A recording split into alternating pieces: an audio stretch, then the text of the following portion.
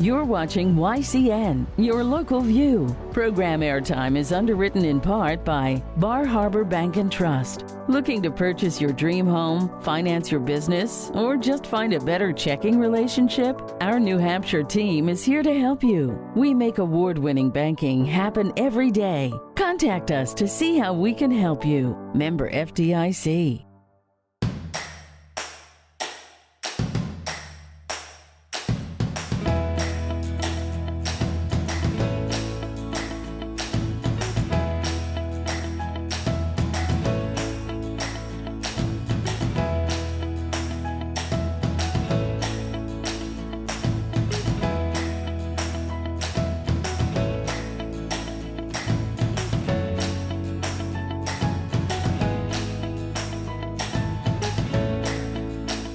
Welcome to Yankee Chronicle. I'm your host, Abby Peel, and today we are coming to you from the beautiful Tracy Memorial Library here on Main Street in New London, where they provide access to diverse ideas and information through a wide variety of materials, services, and programs. I'll be joined by the new director here, Richard Tutwiler, to hear about his vision going forward. We'll get an update on the working proposal for the New London's police station. 'Tis the season, and we'll visit with Harding Hill maple sugar operations. But first, this message from a good local business that is helping underwrite today's show. Remember, buying local is an important way to sustain the communities and programs we all know and love.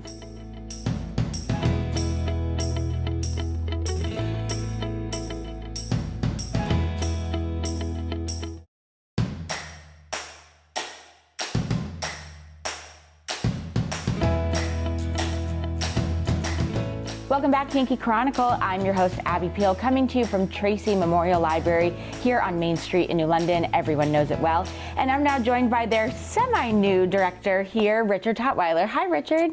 Hi, how are you? Very nice to meet you, and welcome to the area. Well, thank you. I'm very glad to be here. You started in July. That is correct. So you're a little bit more than 6 months into the role, so that must feel a little good. You have your footing a little bit. Yeah, absolutely. I got my first budget process, almost completely under me, so that's good. Good.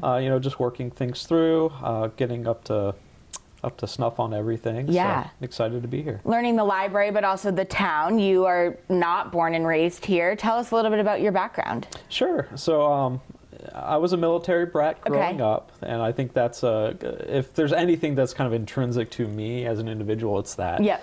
So I was born in Yokosuka, Japan. Okay. At the naval base there, and I lived in Tokyo till I was 5 years old.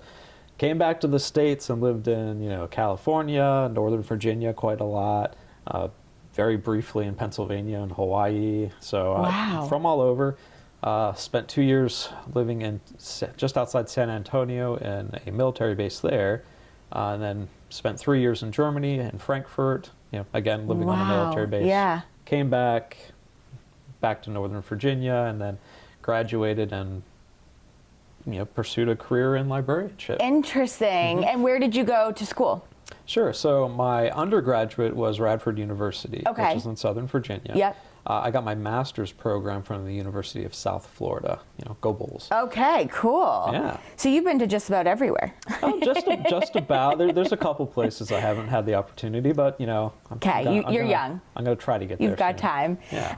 Talk about sort of your vision for Tracy Library. I mean, it is, it's not new to town. It's a very historic building to Main Street. I was telling you before we started, I was a child of Tracy Library. This was our hangout after school and programs. But what are you hoping to do in this role? Sure. So I think it's really about expanding our footprint and developing new ways for us to serve the community. One thing we talked about a little bit was there's no real open community space for individuals anymore, especially where there's no expectation that they have to pay to use it. So really advocating for those community members, specifically some of our senior citizens, our teens, making sure that they feel that Tracy Memorial is a place for them, and especially for our teens, a place that they have ownership over. Right.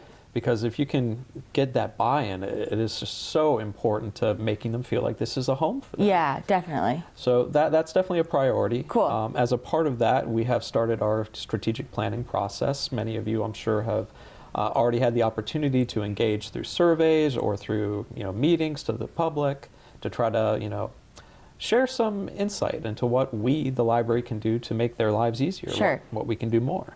So that is another thing that we're, working hard on. Our building is a historic building. Yeah, and the maintenance of this, I'm sure, is a little bit of a taxing process. It is. So we're in the final stages of getting a new roof repair contract sorted. So in the spring that will start, and that'll be important because we already have a few areas where we're getting some leaks. Sure. So those are kind of the big things. We have other smaller things that I'm excited about too. I just put together some of the finishing touches on ordering for a new video game collection. Ooh. Yeah, so that'll get teens in. That's the goal. That's the goal. And we're very fortunate to be supported by the Friends of the Tracy Memorial Library. They helped fund it. And, I know our Board of Trustees is also super excited. So coming next month, that should be on our shelves. We're going to start with some Switch games and PlayStation games, and I'm sure everybody's going to have a lot of fun Exciting. with them. Yeah. Well, and it is one thing, you want everybody to still pick up a hard copy book, but, times are changing. People use technology to read and to entertain themselves. So as much as this is such a historic space and still plenty of books on the walls, you're smart to kind of tap into that technology world a little bit too. Well, I think you just hit the nail on the head there. For me, the video games, because I've done them at other libraries I've worked at too. I most recently came from Flagstaff, where I spent 5 years there, working as their reference head, then their deputy director, then their interim director for that, huge system. And the great thing about the video games is you get all these teenagers coming into the building, and then you help remind them, hey, we have a lot of books here too. And those are super fun too. Yeah. Sometimes they just need a little bit of a helping hand. Yeah, I remember a program here when I was a kid that was Make Reading Cool. Like it was a whole thing to kind of just, reading's a fun thing. It's a cool thing. You should be doing it too. And I always, that kind of stuck with me because it's a cool thing to everybody be a part of, and however you're getting your information and you're entertaining yourself. So that's great. Richard, it's so nice to meet you. I'm sure our viewers are excited to meet you as well if they haven't already. But year one, you're almost at the finish line. That must feel good. Yeah, we're getting there. Again, I'm so excited to be here. Everybody has been so kind working with the Board of Selectmen here. The town administrator, Kim, has been fantastic. Yes. My other department heads, and of course the trustees, and my staff is absolutely amazing. I can't speak highly enough about how great they are. Oh, I'm so glad you feel like we've welcomed you with open arms, because it's a vital role to our community. So Richard, thank you so much, and people should stop in and say hi if they haven't met you yet. Yeah, come on, swing by. You know where I live. That's true. And I'm happy to have you. Come say hello. Well, thank you so much for joining me and for hosting too. Absolutely. Thank you. Thank you to Richard. When we return, we'll meet members of the committee working on the proposal for a new police station here in New London. Please stay with us as we hear from another one of our good underwriters that make your YCN programming possible.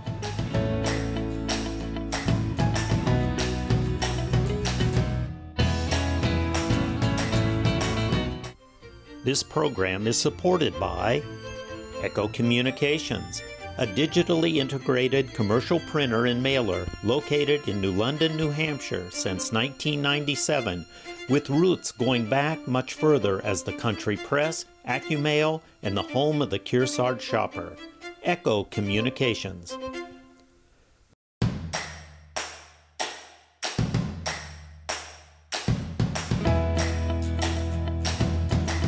Welcome back to Yankee Chronicle. I'm your host, Abby Peel. We had a chance to meet up with members of the committee entrusted to come up with a recommendation for a new police facility here in New London. Tell us where you are, folks. Thanks so much, Abby. I'm joined here today by Lieutenant David Keith from the New London Police Department, who's also a member of the Police Facilities Advisory Committee, and Bruce Parsons, who is a member of the Police Facilities Advisory Committee. And we are here today to tell you a little bit about the work that we have done for the better part of the last year and what you can expect at town meeting. So the New London Police Department has been in its current location of Whipple Hall in Bucher, in the Bucher building, for a little over 100 years. And it's really served the department well for the majority of the past century. In around 1970, when the fire department was moving from Pleasant Street to its current Main Street location, there was a comment made that once the fire department moves over to Main Street, the town should really look at addressing the needs of the police department. And that was really it for several decades, up until about 2014, when the conversation was brought up again. There was a major renovation project happening at Whipple Hall in the Bucher building, and the topic again was raised to see if the police department, dispatch, and the recreation department still fit that current space. And that's really the narrative that we've been hearing for the past 11 years or so. In 2018, a study was done by the Harriman Group on the current facility, and the end result and recommendation from that study was, hey, the police department, it's probably time for them to move into a different space. And then during the pandemic, a subcommittee of the Building and Facilities Committee was pulled together to look at potential locations based off of the Harriman report. What that committee realized was, hey, we haven't actually looked to see if we could retrofit the Bucher building and make this space work. And so they hired another consultant to do an additional study on the Bucher building itself. And what came from that was, yes, you could make it work, but there are going to be some concessions made. You're not going to be able to hit every single mark that you are looking for the police station. So some of the issues that we experience at our building at 25 Siemens Road is that we actually share a driveway with our neighbor, and that can create some logistical issues. I've experienced, and my officers have experienced, when trying to pull out onto Siemens Road based off the numerous line of sight issues, almost getting into accidents multiple times. So when somebody comes into our main lobby and, oh geez, they have a warrant for their arrest, we need to act on it. So then we would place that subject in handcuffs, walk them down the sidewalk on Siemens Road and around the building into our front parking lot, and then down towards our booking area. And it doesn't give that person the dignity that everyone deserves to walk them down Siemens Road in handcuffs. It's not appropriate. So currently another deficiency we have at our police department is parking. We don't have enough parking spaces. We don't have enough secured parking spaces for our personal vehicles, for our police cruisers. Also, when there's an event at Whipple Hall or close by on Main Street, our parking lot gets used. When there's inclement weather, the cruisers need to be running. So the cruiser or cruisers, however many are being used that day, sit outside and they are constantly running. Also, our Sallyport is used for storage. We currently have a sign trailer in there. We have tools, we have tires, and it is hazardous to an officer to pull in there, take somebody out of a cruiser that's under arrest, and then walk them down to the booking room door, and a lot can go wrong in a short amount of time. Also, we have no on-site storage for vehicles that are currently being held as evidence. Also in our building, we have critical infrastructure located in the same room. We have radios for our dispatch center and other very important electronics in the same room as our sprinkler riser. For the past 2 years, our sewer system has actually clogged a total of 11 documented times. When this happens, sewage actually seeps into our locker rooms and our downstairs bathrooms and usually floods the entire room.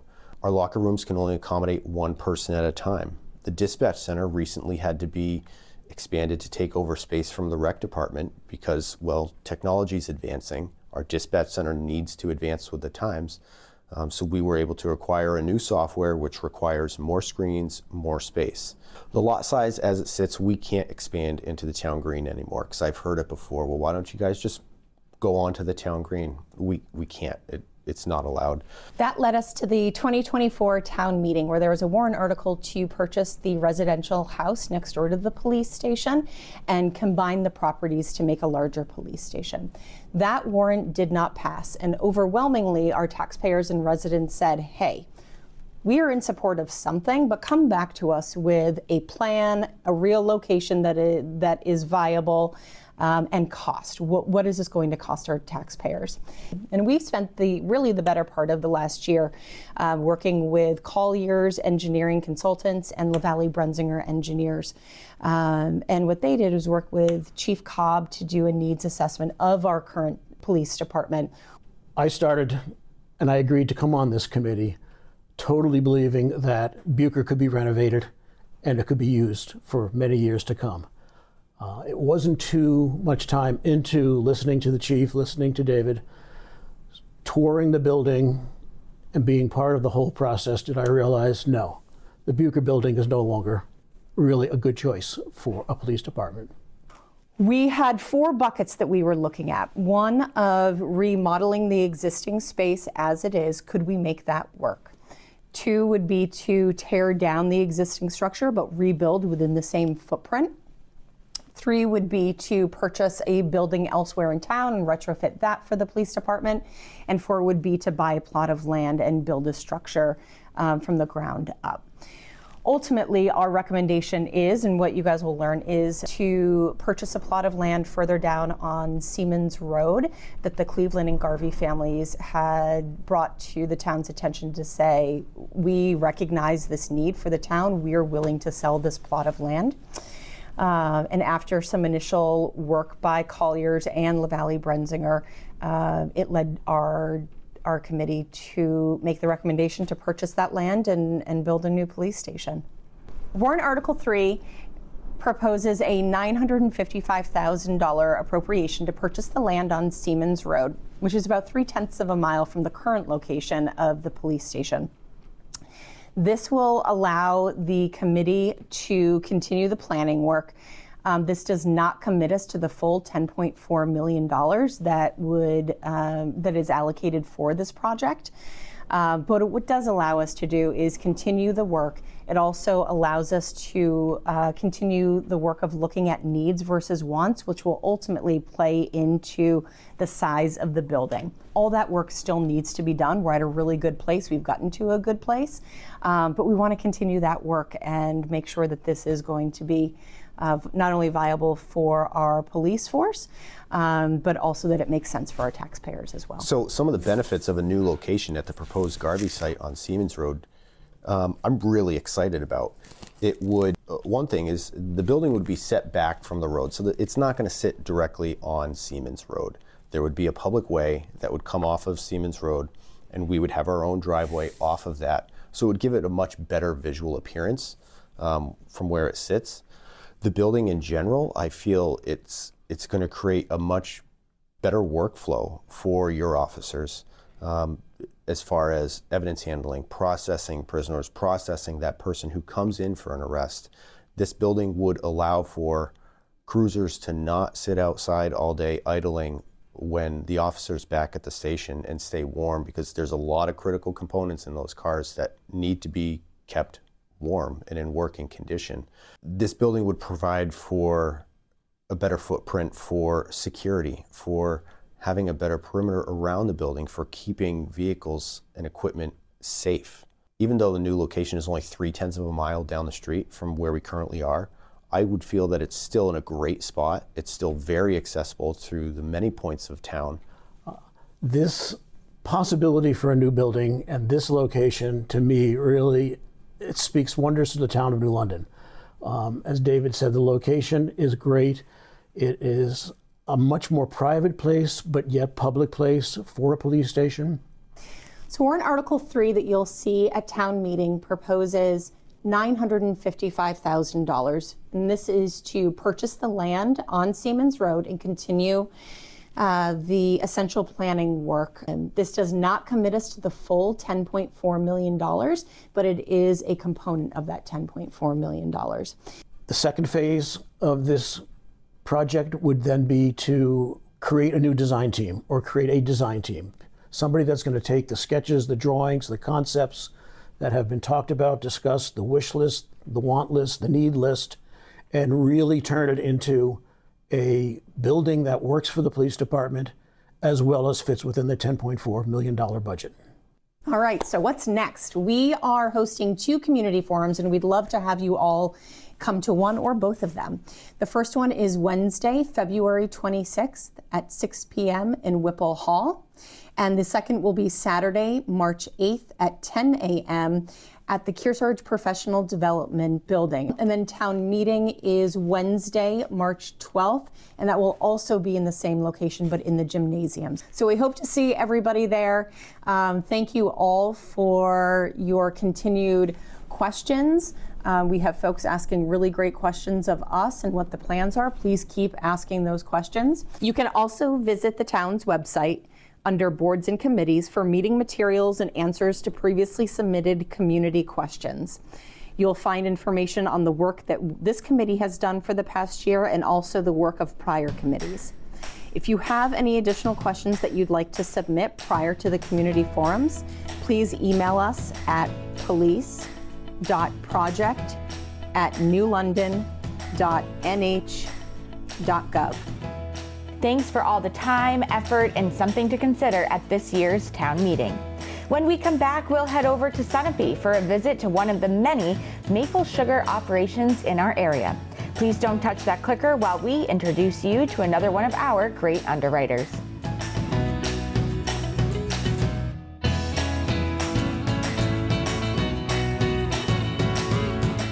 This program is supported by Main Street Bookends of Warner. For books, toys, games, cards, gifts, and a gallery of local art. Main Street Bookends of Warner.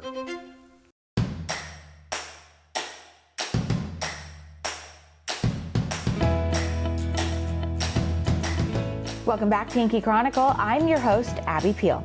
Maple sugar is the name and boiling is the game. Tell us about your sweet operation, Tyler. We've been making syrup since 1963. My grandfather moved to the Sunapee area in 1948, was intrigued by the neighbor down at Sanctuary Farm and their makings of maple syrup, and actually eventually took over their sugar house. I was born March 1st, so kind of right at the beginning of maple, and I think I was addicted since day one. So I've always really had a passion for maple, and kind of a dream of mine growing up was to always own my own sugar house. In 2019, my father and I kind of made the jump and decided to build our own sugar house here on property that we owned adjacent to the family farm, which is just up the hill. We built the building with the ambition to have people come enjoy the sights and smells of maple syrup in a building that was still traditional, but had finally hit the modern times. We have walls that you can't see through. So there's a lot of aspects to our new building that have made it much more enjoyable for me and my family and everybody else to make maple syrup and enjoy maple syrup. We decided to maintain our kind of more of a traditional evaporator here with the open top so that you could enjoy the steam, enjoy the smells, which you are a little more limited if you have a hood and kind of encase that evaporator in stainless steel, so you capture that steam and send it outside the building. Our operation, we have 2,500 taps in 2 different orchards. All of our taps are on pipeline. All of our taps are on vacuum. We're trying for high vacuum, and under high vacuum, if we can hit anything above 0.4 gallons of syrup per tap, we're in a pretty good spot. Our sap we just collected, it was 1.8% sugar, and at 1.8% sugar it takes 50 gallons of sap to make 1 gallon of syrup. With that, we use a reverse osmosis machine to reduce that ratio, and we're currently reducing it to 10% sugar, and in doing so, that 50-to-1 ratio is now down to a 8.6-to-1 ratio. And that 8.6-to-1 has now reduced our time here in the sugar house and the amount of wood that we are burning. And what the reverse osmosis machine is doing is it's actually separating the water molecule from the sugar molecule. Water is H2O, sugar is C6H12O6, so it's a much larger molecule. And under high pressure, we're separating that larger sugar molecule from the water molecule and creating distilled water as our byproduct and a concentrated sugar with the minerals and nutrients from that sap as our product that we're introducing to our evaporator here. On an average, we're adding wood every 7 minutes to our evaporator to maintain the heat that we want and evaporate as much water as we can.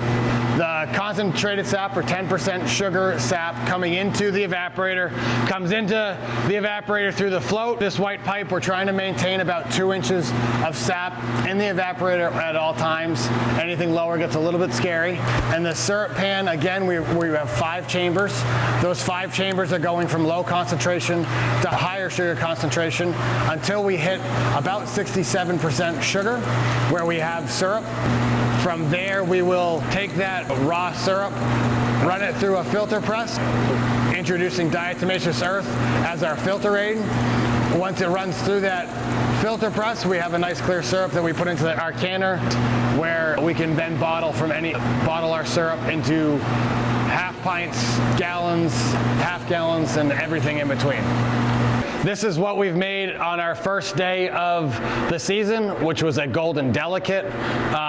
And then we've made everything from amber rich to dark robust. And this is a very dark here. And then we're slowly climbing back out again. We're hoping to try to hit amber rich again.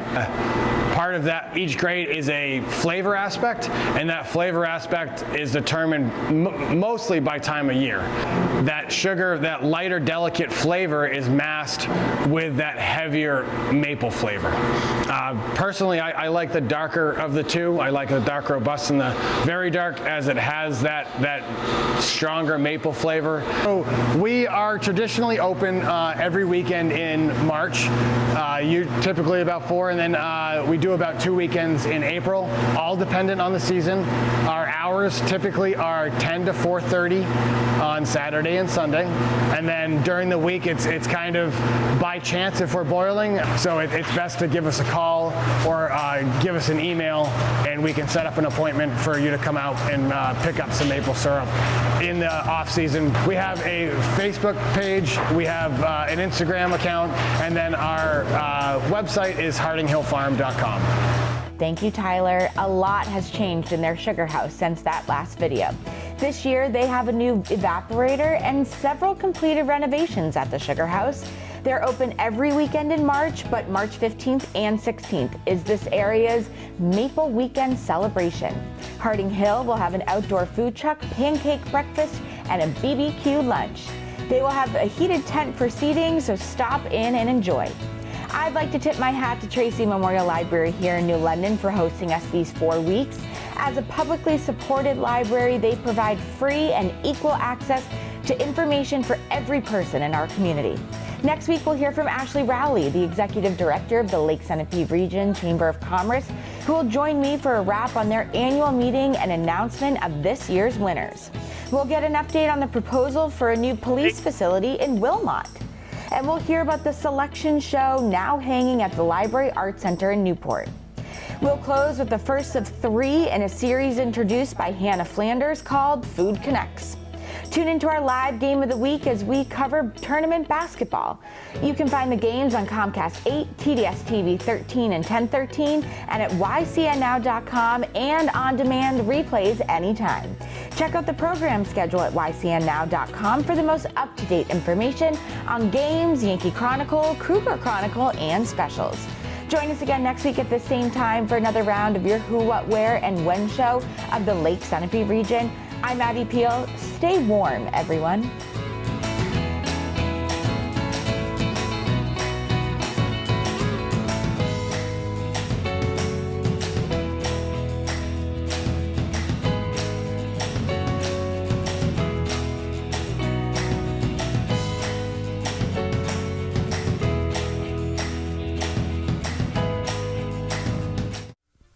This program is supported by H.R. Clough and Kearsarge Heating. Their full-service model offers oil delivery, propane, motor fuels with design, installation, service, and maintenance of all types of oil, gas, and alternative energy systems, as well as air conditioning, water conditioning systems, and their highly trained and friendly staff will assist you throughout the process of buying, installing, and servicing a full line of energy products. H.R. Clough and Kearsarge Heating. Echo Communications, a digitally integrated commercial printer and mailer located in New London, New Hampshire since 1997, with roots going back much further as the country press, AccuMail, and the home of the Kearsarge shopper. Echo Communications. Main Street Bookends of Warner. For books, toys, games, cards, gifts, and a gallery of local art. Main Street Bookends of Warner. The Innertown Record, your weekly hometown community newspaper covering the Kearsarge-Sunapee Sunshine region of New Hampshire. The Innertown Record.